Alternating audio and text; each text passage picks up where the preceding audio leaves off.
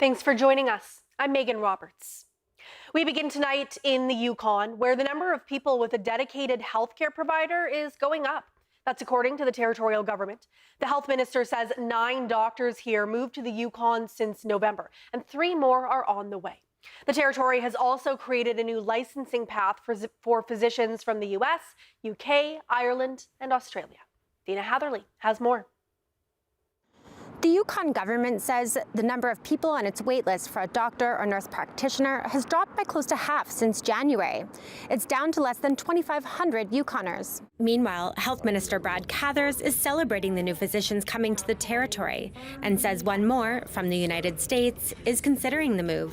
We need more doctors practicing in Canada than are currently available, so recruiting internationally is part of how we avoid a situation where provinces and territories are simply recruiting doctors from another jurisdiction that causes a problem elsewhere.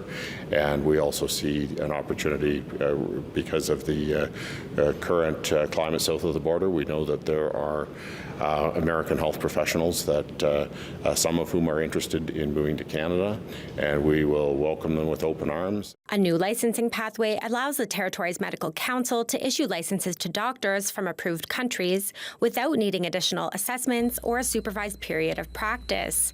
Dr. Derek Bryant calls it a worthwhile initiative. However, there's this sort of teeter-totter effect where we're bringing in more doctors, and we've had some success with recruitment recently, and the population is growing, the needs are growing. So I certainly don't think we've hit the point where we have enough docs. Bryant says the current workforce can't ensure access for every Yukoner.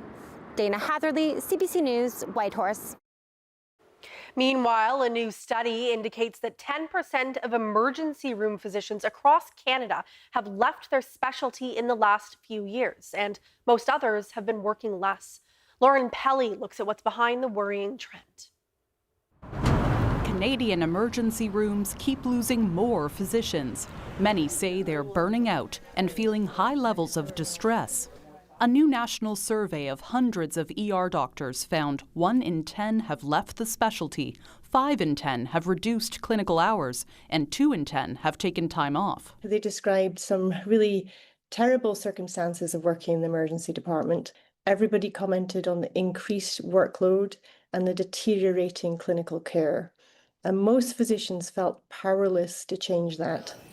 The findings follow years of warnings about hallway healthcare and dangerously long wait times. Just this May, 33-year-old Travis Smith died in the waiting room of an Edmonton ER.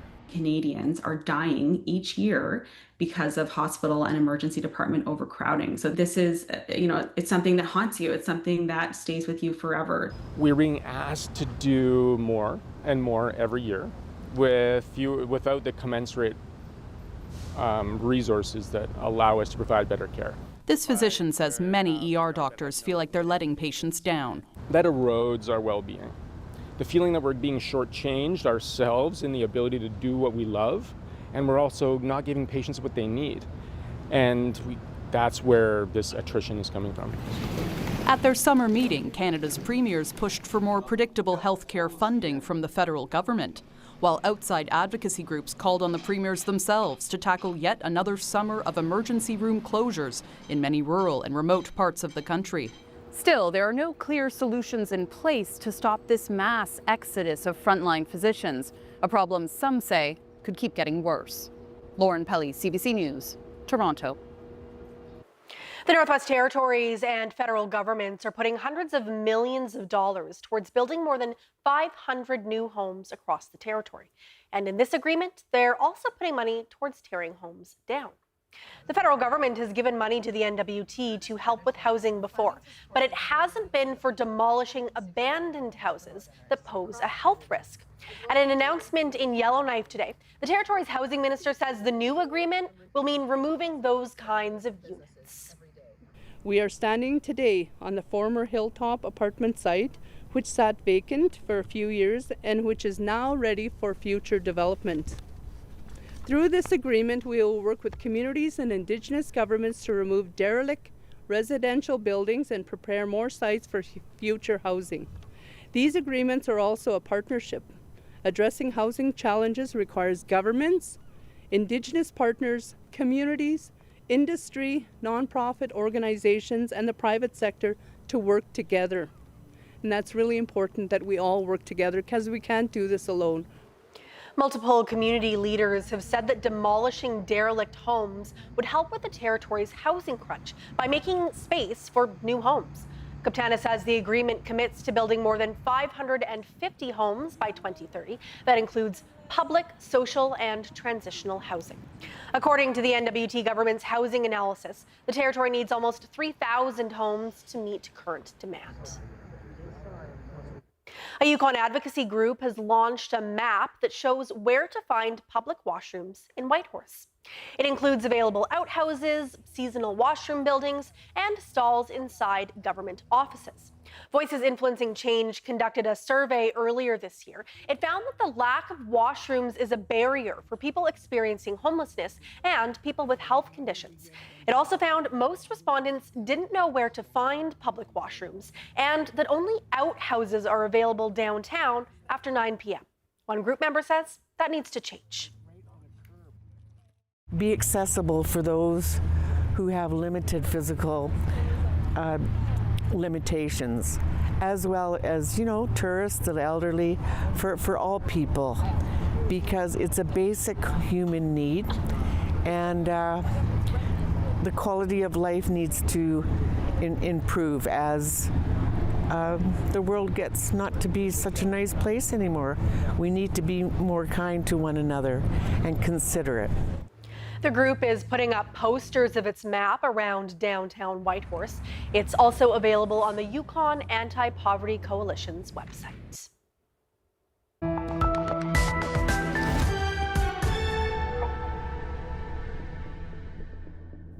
Cool weather helped fire crews in the Northwest Territories over the weekend. NWT Fire says those temperatures are expected to last throughout the week. There's also a chance of showers for much of the territory. Here's the current situation.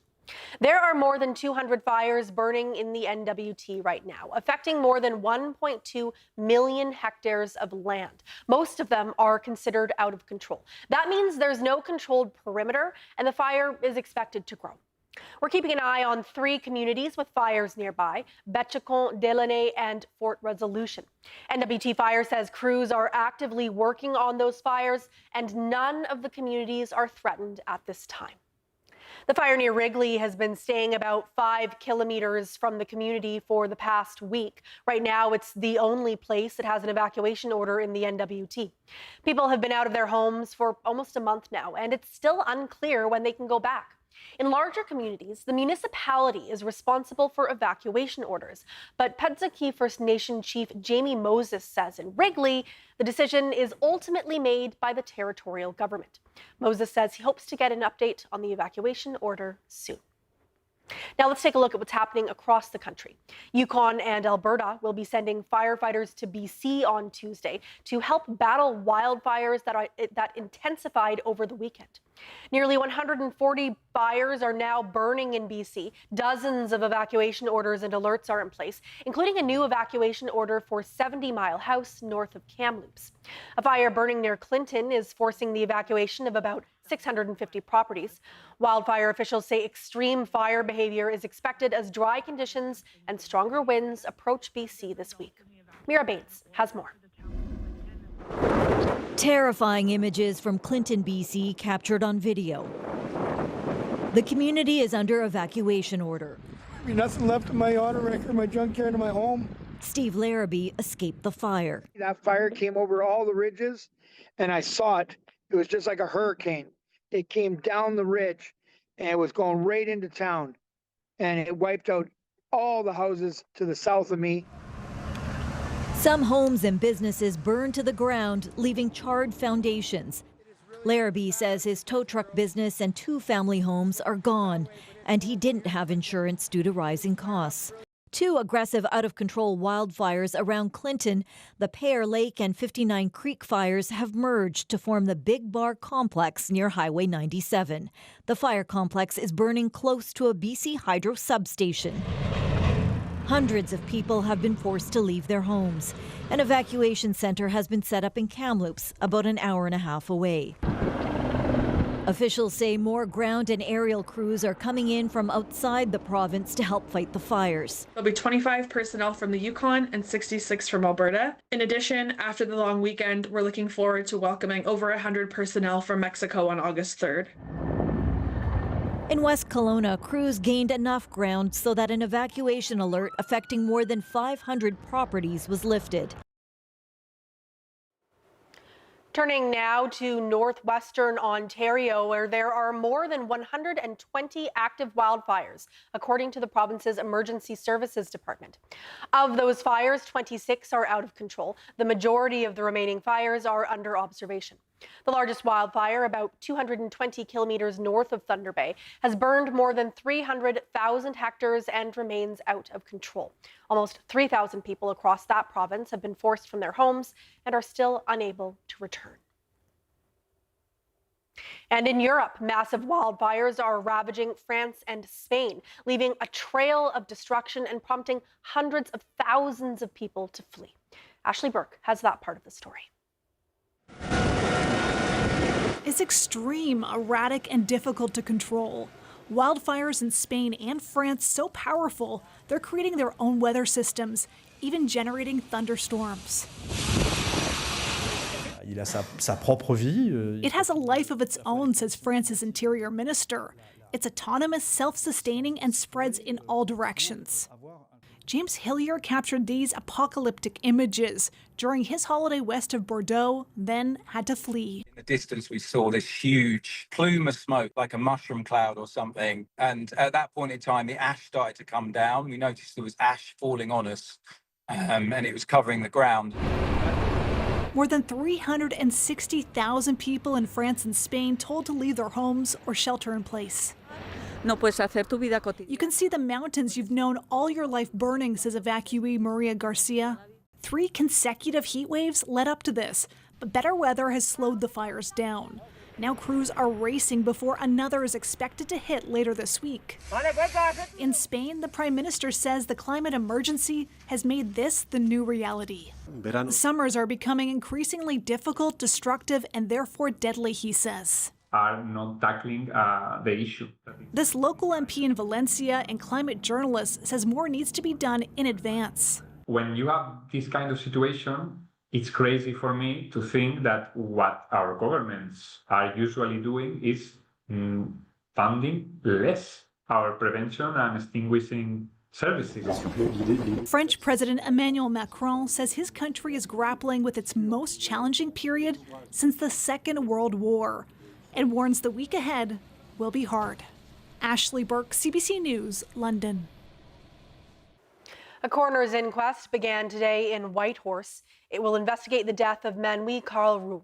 Roux died at the Whitehorse Correctional Centre in December 2024.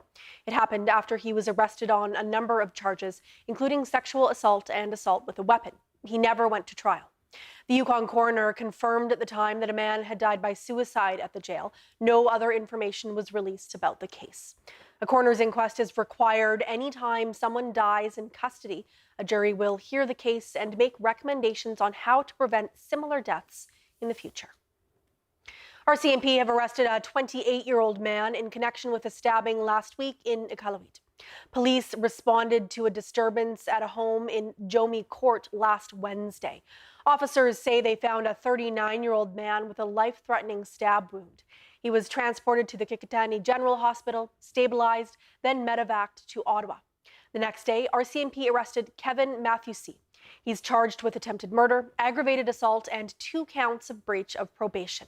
Police are still investigating.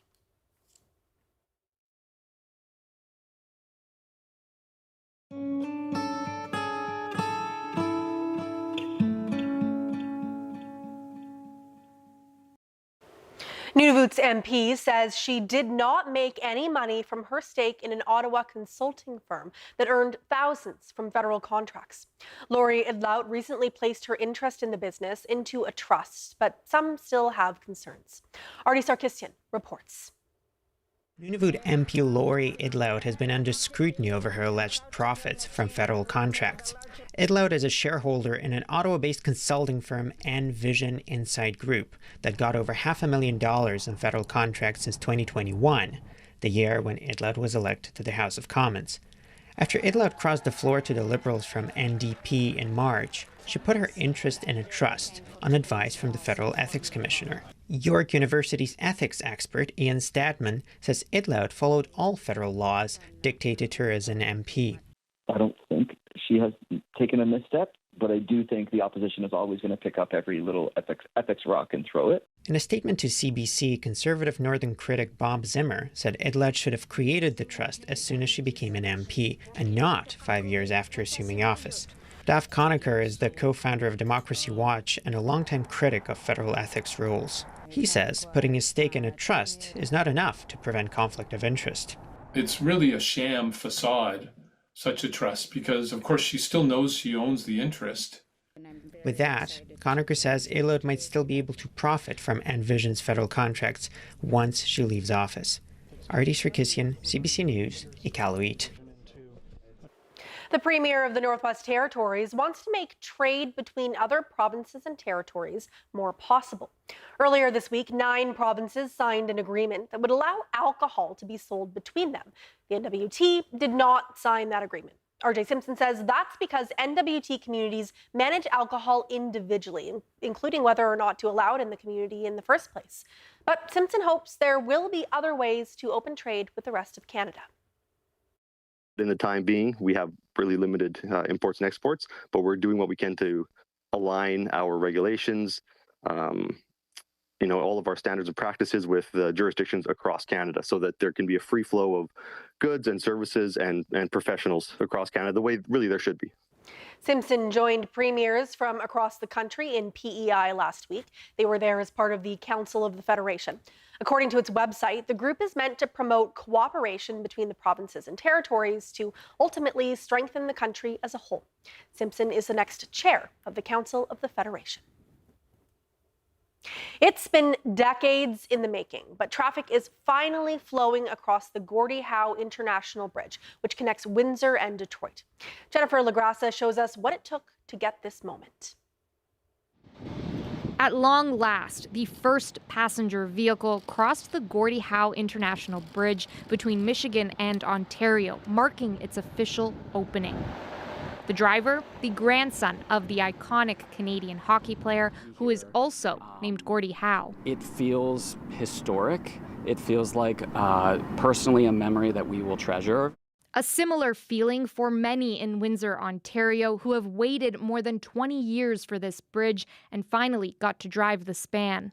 It feels unreal. I was hoping I'd live long enough to see it. And here we are. We're going to drop dead tonight. It'll be okay. Mission accomplished. Political tension between Canada and the U.S. delayed the planned opening last month and created uncertainty over whether the $6.4 billion structure would ever actually open to traffic. Canada paid for it but shares ownership with Michigan.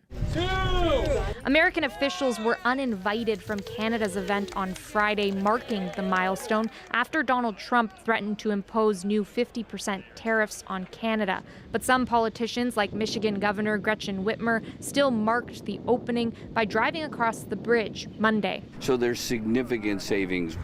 Hundreds of billions of dollars in trade cross this border every year. Some in the trucking industry say this new crossing with a direct highway-to-highway connection between the 401 and I-75 will be better for business compared to the nearby privately owned Ambassador Bridge. When you take into reduced toll rates, driving times, fuel, it's anywhere between $10,000 and $100,000 a month for a trucking company. The Gordie Howe Bridge, which opens to pedestrians and cyclists August 5th, is yet another physical link between two nations whose long friendship is being tested. Jennifer LaGrassa, CBC News, Windsor, Ontario. The White River First Nation in Beaver Creek, Yukon, has elected its next chief and councillors. Members elected Donna Shiu as chief. She'll take over from incumbent Bessie Chassé, who ran for re-election. Brenda Asp and Mary Demmett were also elected as Northern Shoshone non-resident and resident councillors, respectively. Shaylee Green and Quanah Vandermeer will join them as Upper Tanana non-resident and resident councillors. Both Green and Vandermeer were acclaimed to their positions. Inuit across the circumpolar world are pushing back against international threats to their identity, resources, and political autonomy. That's the resounding message from the Inuit Circumpolar Council's General Assembly. With a new mandate and Canada leading the ICC for the next 4 years, it's a pivotal moment. Juanita Taylor reports. Unanimously approved at the 15th General Assembly of ICC. A roadmap for the next 4 years to lead ICC in its work advocating for Inuit, including investing in Inuit-led research, demanding peace and stability in the Arctic, and protecting their way of life and sovereignty. A declaration signed by all 4 Inuit regions from Canada, Greenland, Alaska, and Chukotka, Russia. We come together, we strengthen Inuit, but ICC has also strengthened the world. ICC represents approximately 180,000 Inuit from across the circumpolar Arctic. Canada will lead the organization for the next 4 years. Aluki Kutek has been acclaimed chair to lead ICC on the world stage. She says protecting our land, our ice, our ocean, and our identity as Inuit. For the first time in nearly a decade, all member countries took part in a General Assembly in person, including a small delegation from Chukotka, Russia. Those like even political issues and disagreements on a global arena. And I'm glad that our Inuit didn't close their eyes on us, as we say it in Russian.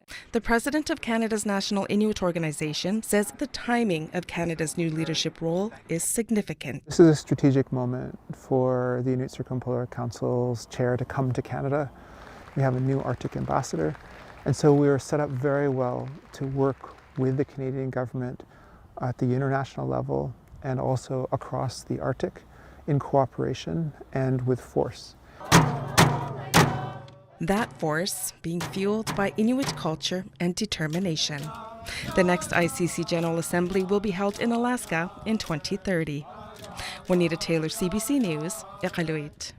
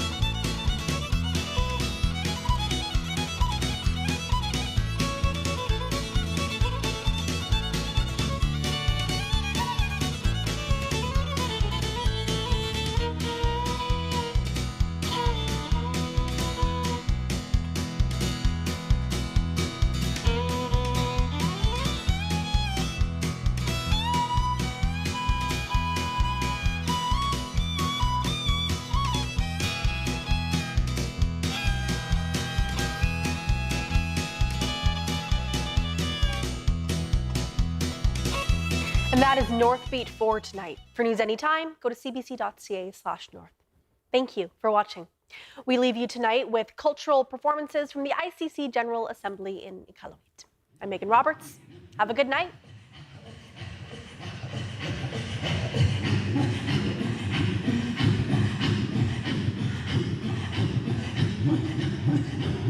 One.